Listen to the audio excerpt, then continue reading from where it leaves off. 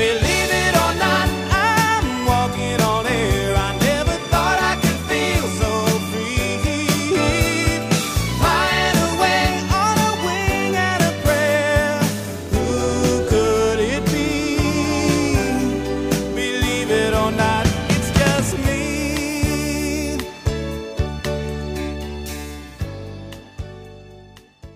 It's a popular saying that the Christmas season seems to begin earlier and earlier each year. I don't know if I've ever bought into that theory. For the past 20 years, the Christmas season starts the day after Halloween. If that saying were true, then at about this time, Black Friday would occur the day after April Fool's Day. But one thing is true, most people tend to forget about Thanksgiving. Even horror films. Oh sure, there's the Thanksgiving fake trailer, but what horror movies really take place around Thanksgiving? Blood Freak? Pass. Home Sweet Home? Yeah, a broken home. If anything, Christmas-themed movies have started bleeding into Thanksgiving movies. Case in point, actor Peter Billingsley. There are two notable figures that Christmas focuses on: Santa Claus and Peter Billingsley, and you can't have the Christmas season without either one of those staples. But, as I've discovered, Billingsley has bled right into Thanksgiving with a forgotten movie known as the Hoboken Chicken Emergency. The Hoboken Chicken Emergency? It's like they made each individual word in the title Texas Chainsaw Massacre kid-friendly. The movie opens with a sound-alike for the entertainer from The Sting.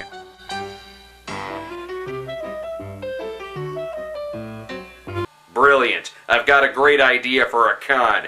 Get TBS to air this movie 24 hours on Thanksgiving, and then pocket all the cash that people send into the channel to make them stop. And what's with this opening animation? Is this a movie or a 90s episode of Bozo the Clown? Blah! Wizzo the Wizard, take me out of here. This credit sequence makes the one from Santa Claus Conquers the Martians look like anime. As you can guess, the movie takes place in Hoboken, New Jersey. Peter Billingsley, minus the glasses but with a lawn fairy bowl cut, plays Arthur. Wait, what? That's his old man? I'm sorry, did Peter Billingsley have it in his contract that the actor playing his father has to either look like or be Darren McGavin?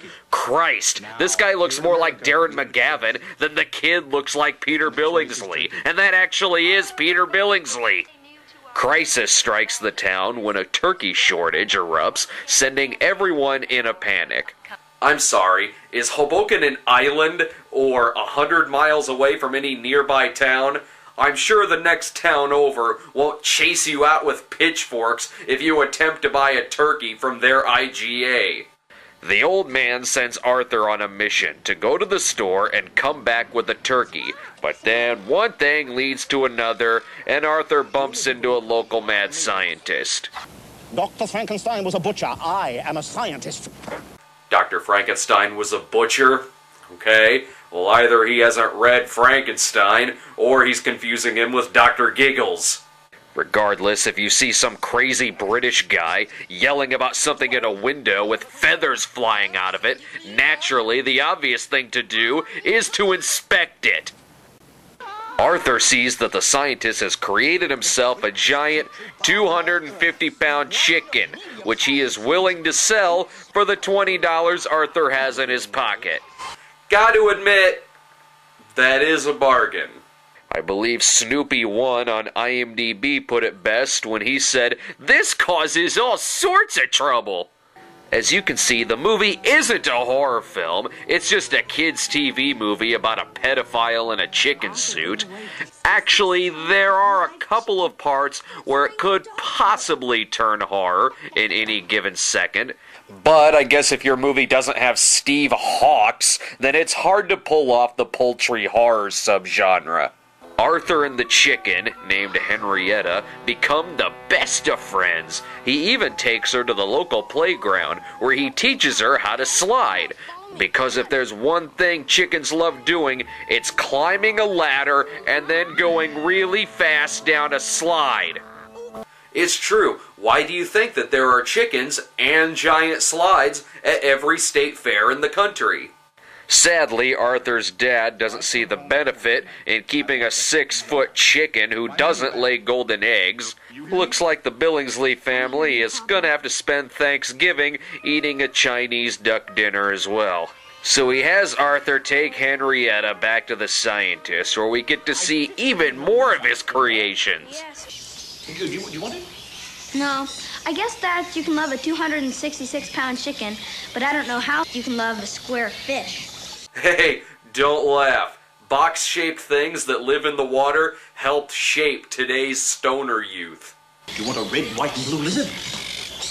No. You can't see the lizard because we don't have the props for it, but trust us, it's in there. Tragedy strikes when Henrietta escapes out onto the streets, causing even more panic in this town than the initial turkey shortage. I love how everyone in this town is quick to believe that this truly is a 250-pound chicken and not duddits in a chicken suit. I have a feeling if these people went to a baseball game and saw the Philly Fanatic, they'd cry alien invasion. Granted, this whole movie is being narrated by Arthur's neighbor. The neighbor is only in this movie for a couple of scenes, yet she's telling this story like she was there for every single moment of the movie. Bullshit, she's about as present as Dr. Francis B. Gross, which could mean that this movie is nothing more than just the insane ramblings of a New Jersey spinster. Oh, and it gets even more insane. The chicken just begins vandalizing things, and Mayor Dick Van Patten has assembled his crackpot team with G. Gordon Liddy over here. What the hell, is he gonna strangle the chicken with piano wire? Anyway, to save his political career, the mayor has to come up with a way to stop the chicken before the election. I can only imagine that Dick Van Patten is in this movie because he made a bet with Timothy Van Patten that he could be in something worse than Escape from El Diablo.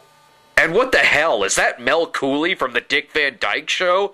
Is he that senile that at this point he'll just act in anything featuring an actor that fits the description Dick Van Blank? Oh, it's okay though, because Quint from Jaws turns up to make a proposition on capturing the giant chicken. I'll catch this bird for you. $10,000 for me by myself. For that you get the beak, the feathers, the whole damn thing. But since they couldn't get Robert Shaw to reprise the role, naturally the second choice is Gabe Kaplan, fucking Mr. Cotter.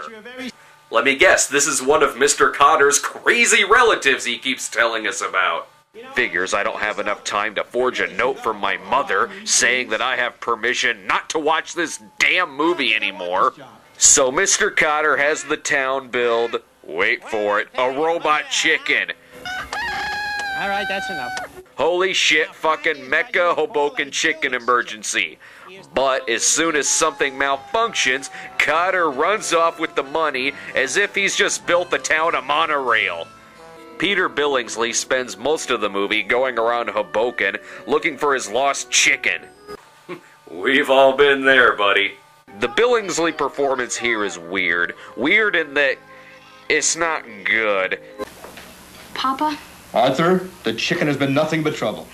But Papa, it wasn't her fault that the dog scared her or that she got stuck up on the building. It's like he keeps separating one word from each individual sentence. I guess we could just consider this to be Peter's practice holiday movie. After taking advice from the scientist, the town decides that the only way to keep Henrietta from destroying more windows is to show her that the town loves her. So everyone starts being nice to her. They even go so far as to make I Heart the Monster Hero type shirts. This movie is going to end with Henrietta ripping out the mayor's internal organs, isn't it? What? Have you hugged your chicken today? Why, yes I have. But not in the way this movie is suggesting. Actually, probably exactly like this movie is suggesting. The movie does end on a happy note, with the mayor being able to keep his job, with Tucker Carlson as his chief of staff, apparently. Yeah. But most importantly, Arthur finds his beloved chicken.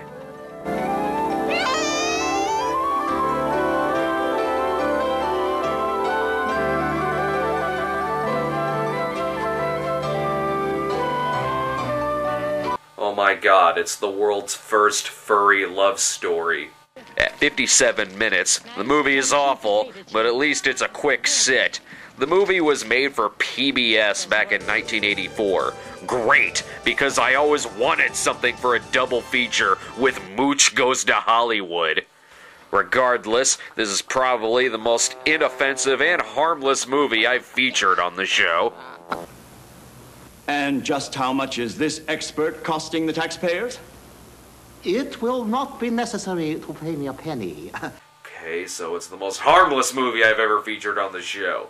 But in the future, I will stick with real Thanksgiving Day movies like Terrence Malick's The New World. Thank you very much. But aside from that, happy Thanksgiving from everyone here at thecinemasnob.com. And seriously, don't forget to hug your chicken.